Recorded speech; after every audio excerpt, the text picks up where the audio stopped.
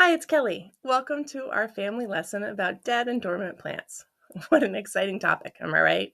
I mean, what's so great about dead plants? Aren't they just an eyesore that we need to get rid of in the fall?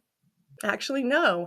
Dead and dormant plants, which I might refer to as winter plants in the rest of this video, are actually a crucial part of the ecosystem in the colder months. And I'm going to give you my top 3 reasons why. Have questions after watching the video? Drop them in the comments box below and I'll try to answer you back. Okay, let's get to it. There are 3 reasons I love seeing ugly winter plants and plant parts like leaves just hanging out in the landscape. Broadly, these are food, shelter, and soil health. So let's chat a little bit about each topic. We're going to start with food.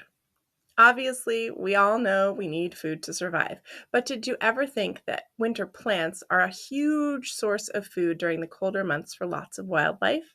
What looks useless and ugly to us is incredibly important to the survival of others.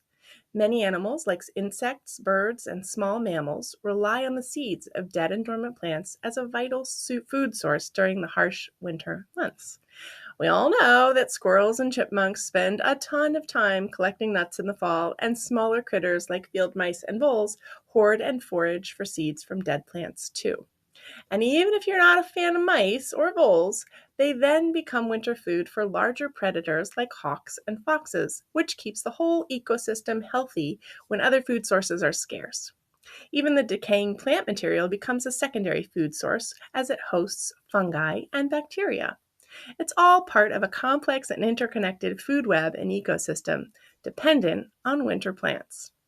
Another way winter plants are an essential part of the ecosystem is as shelter.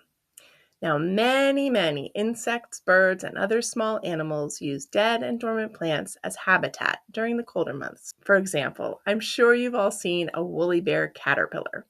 These cute little critters are the juvenile form of the Isabella tiger moth.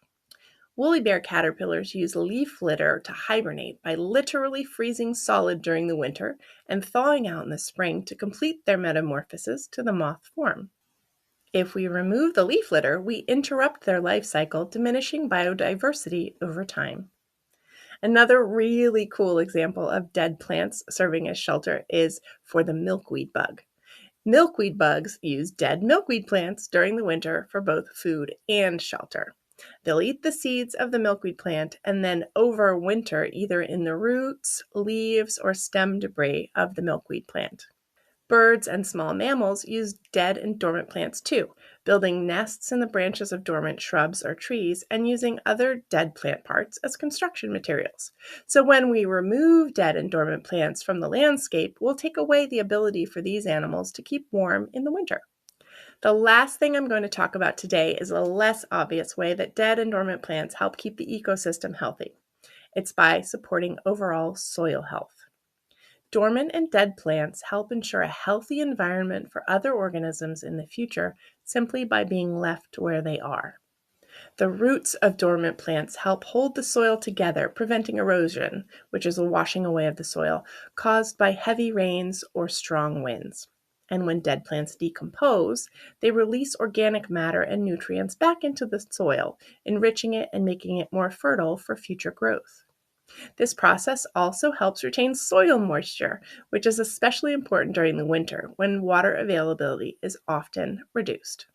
So, the next time you see seemingly ugly, dead, or dormant plants in nature or even in your own yard, remember the important role they play in the ecosystem. From providing food and shelter for wildlife to enriching the soil and preparing for future growth, these powerhouses of the winter landscape contribute impressively to the balance and sustainability of the winter ecosystem. If you have any more questions, go ahead and ask them in the comments box below, and I will try my best to answer them. Thanks for watching.